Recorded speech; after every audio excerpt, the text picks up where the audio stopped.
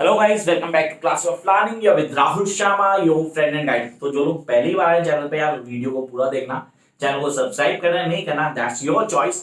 तो यहाँ पे फिलहाल डिस्कस क्या करने वाले, फिलहाल डिस्कस करने वाले सर ये दिस इज यार आपका असाइनमेंट है, असाइनमेंट 2021।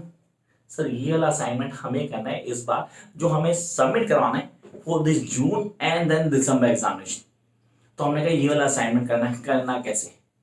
मैक्सिमम स्टूडेंट्स के रिक्वेस्ट आए थे कि सर प्लीज बताओ how to write down the answer of assignment.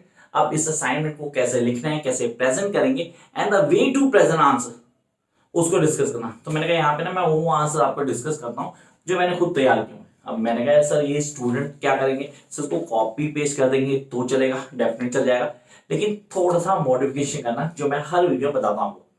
मतलब अगर मैं 10 बच्चों को दे रहा हूँ, 10 के 10 एक जैसा लिखेंगे, डोंट वरी 10 के 10 एक ही सेंटर के नहीं होने वाले, वो इंडिया के किसी भी कॉर्नर पर होंगे, इंडिया के बाहर के भी हो सकते हैं, तो कोई दिक्कत नहीं हो, लेकिन फिर भी आप लोग को चेंजेस करना जो मैं बताऊंगा कैसे करना है। तो शुरू करते हैं क्लास को। पहली चीज, how to write on assignment. क्या असाइनमेंट हम तैयार खुद करें या हम कॉपी पेस्ट कर दें। दिमाग में कई लोग आते हैं, कॉपी पेस्ट कभी मत करो, थोड़ा सा दिमाग लगाओ। आपके पास एक सैंपल आंसर होगा, पूरा सैंपल आंसर को क्या करो, थोड़ा मॉडिफाई कर दो, beginning and the end answer remain the same, कोई प्रॉब्लम नहीं, लेकिन आपने आंसर को कैसे प्रेजेंट करना है, this is something very important. The first thing, language, this is the key, really this is the key. आपका language is a key for your maximum marks. You guys need to score least to least 70 to 80 और 85 92 95 तक तो आज assignment है, कई बच्चों का है। अब आपने कहा सर ये कैसे आते, कैसे करें। अब 95 सर 90s, एमएमए 90s, मजाक करो सर। यार चेक करो मेरी स्टूडेंट के अभी आए, पहली नहीं है ये 7वीं 8वीं स्टूडेंट है जिसके 90s में मार्क्स आए।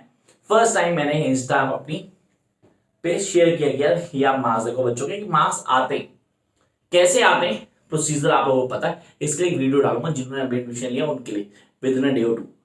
अब आते हैं टॉपिक पे, मतलब how I am going to clear.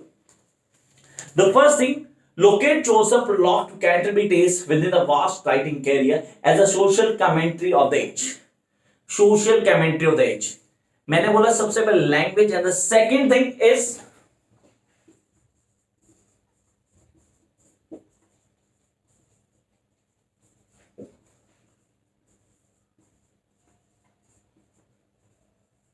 Understanding of a question. Question को समझना जरूरी है। This not important that I am a really good copy और नॉट, कि मैं चीटिंग करता हूं अच्छी या नहीं करता, doesn't matter, but what matters is that I be able to understand the proper question और नॉट। अगर मैं क्वेश्चन ही ढंग से नहीं समझा, मैं आंसर कभी ढंग से नहीं लिख पाऊंगा। This is something important. हमने बोला सर चौसा एक कोट था, बिल्कुल ठीक था। Chausa represent society through his privilege, उनके थ्रू कैरेक्टर्स के थ्रू अपनी सोसाइटी को जाता, कुछ गलत नहीं सर, इसका मीनिंग यही है वैसे।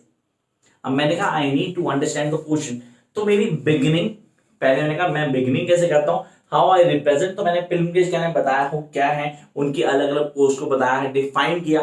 आप क्या कर सकते हो, आपको चेंज करना है, आप पहले चौसठ की इंट्रोडक्शन दे दोगे, the way he writes, the way he present the society, same thing in different words, so that sir हमारा फैमिली नहीं है, हम लोग अलग स्टार्ट लेके चलते हैं। And then will come to details. Sir details society में क्या है, उन कैरेक्टर्स को क्या हाईलाइट करता है। Sir I am not talking the prologues of the characters, I am just telling about the impact of society over these characters for the pilgrimages. तो ये तो हो गया first question, this is very first question, आपने present किया कैसे करना है, और ये सिर्फ एक सैंपल है। आपने कहा सैंपल सर हमें तो पूरा आंसर हाथ से लिखना है और उसको तैयार करना है। एंड प्लीज वो जो बच्चे ले लेते हैं कि सर हाथ से लिखे लिखा ले लेते हैं किसी के, और उसको खरीद के वही जमा करवाते हैं, मार्क्स नहीं मिलते भाई, ये मत करना। अपनी राइटिंग में लिखना जरूर, डेफिनेटली आप लोग ले रहे हो उसको कॉपी पेस्ट करो, लेकिन जब कॉपी पेस्ट करो तो प्लीज आंसर को पढ़ना एक बार। You guys need to understand the answer. खुद लिखेंगे तो आपको पूरा कॉन्सेप्ट क्लियर हो जाएगा, एंड उसके लिए मैं आपको श्योरिटी देता हूं कि आप आंसर लिखेंगे तो आपको समझना है आंसर को लिखते हुए, और आपको पूरा क्लियर भी हो जाएगा। दैट बी बेटर पार्ट, तो यही करना आप। Come to the second question here, what do understand by the term renaissance. Sir ये रेनेसां क्या होता है, उसको कैसे क्लियर करना है। First, second, examine Spencer Prathamian as example of both Renaissance writing as well as a nuptial song. सब नेप्टे song में सर वेडिंग सॉन्ग को बोलते हैं नेप्टे सॉन्ग। देखो मैं आपको क्लियर कर रहा हूं, पहले रेनेसा क्या है, फिर स्पेंसर रेनेसा पोएट था, डेफिनेट था, तो उसने कहा एपिथेमेलियन कैसे एक वेडिंग सॉन्ग है, Epithalamion one of the best work of Edmund Spencer.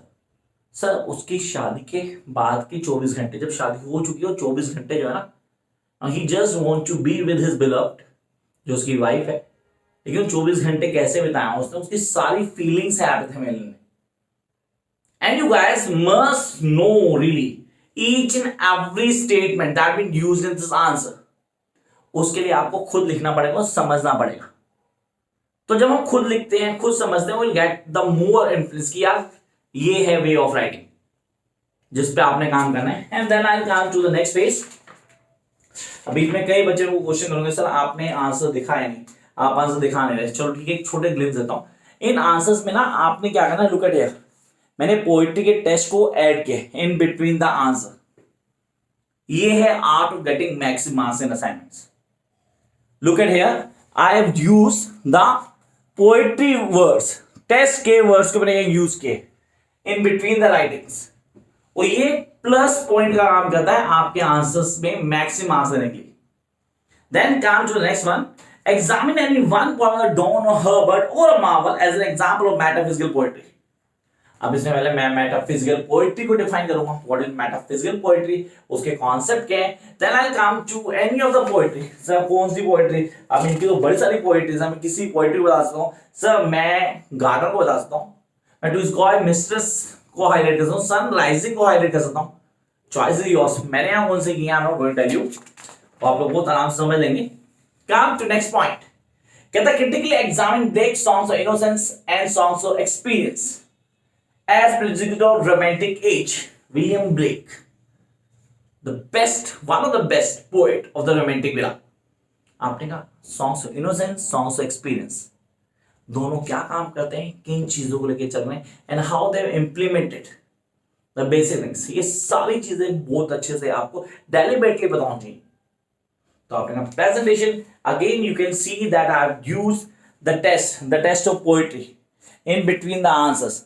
ये एक सिग्निफिकेंट इंपैक्ट डालते हैं आपके एग्जामिनर पे, जो पेपर चेक कर रहा है उस वक्त उसको लगता है यार इस बच्चे ने सच्चे मेहनत की है, हर चीज को बड़े अच्छे जानता है, ये आपके आंसर होनी चाहिए। And then come to the next question, कहता हु were the Pre-Raphaelites critically examine or appreciate any one of the point of the age and highlight the characteristics of the movement।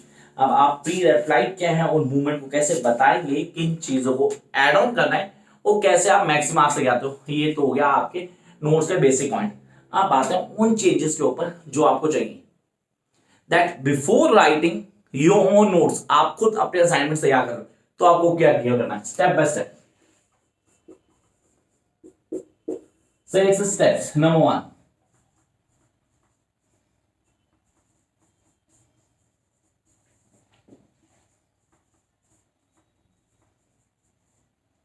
clear all the questions. I repeat, clear all the questions. Before start writing the answer, clear all the questions. इसमें आपको उनके pros और cons दोनों समझ लेने। In other words, I can say analyze the questions. Questions को analyze कर लेना अच्छे से कि यार इसमें क्या लिखना, what I supposed to write on this particular question, इसमें क्या ऐड होना है, कैसे करना है। कम टू सेकंड पॉइंट,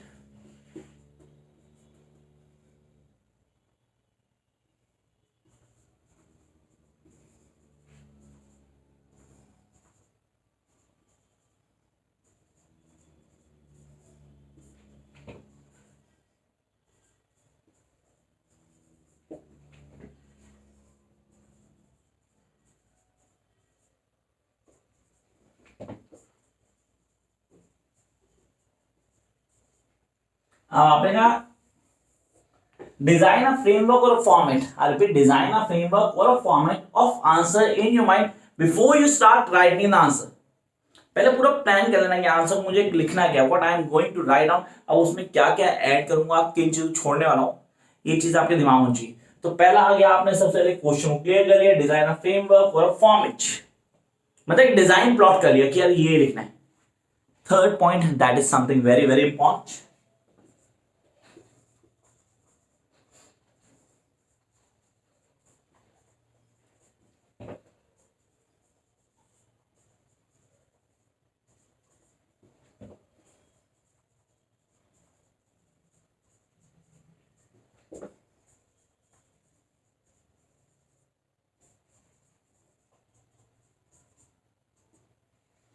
कहता है ऐड पोएम टेस्ट, पोएम का टेस्ट ऐड करना आपने in between of your answer where possible, जहां पे भी आपको लगता है कि यहां पर मैं इस टेस्ट को ऐड कर सकता हूं, उस पोएट्री के टेस्ट को ऐड कर दो. So this is the best way to make your own assignment. आप MEG1 ब्रिटिश पोएट्री की बात करते हो, तो ये है बेस्ट वे किसी भी असाइनमेंट को, चाहे 2021 का हो, चाहे 22 का, 23 का, 24 का, जब भी होगा आपका बनाना है, तो पिछला बनाने की जरूरत नहीं है, वो निकल चुका टाइम. आपको इनके ऊपर काम करना है. किस तरह की हेल्प चाहिए होती है, कोई प्रॉब्लम होती है, कमेंट बॉक्स आपके लिए, कमेंट में आओ, मैं कमेंट पे रिप्लाई जरूर करता हूं. And guys this is a high time when you guys need to start.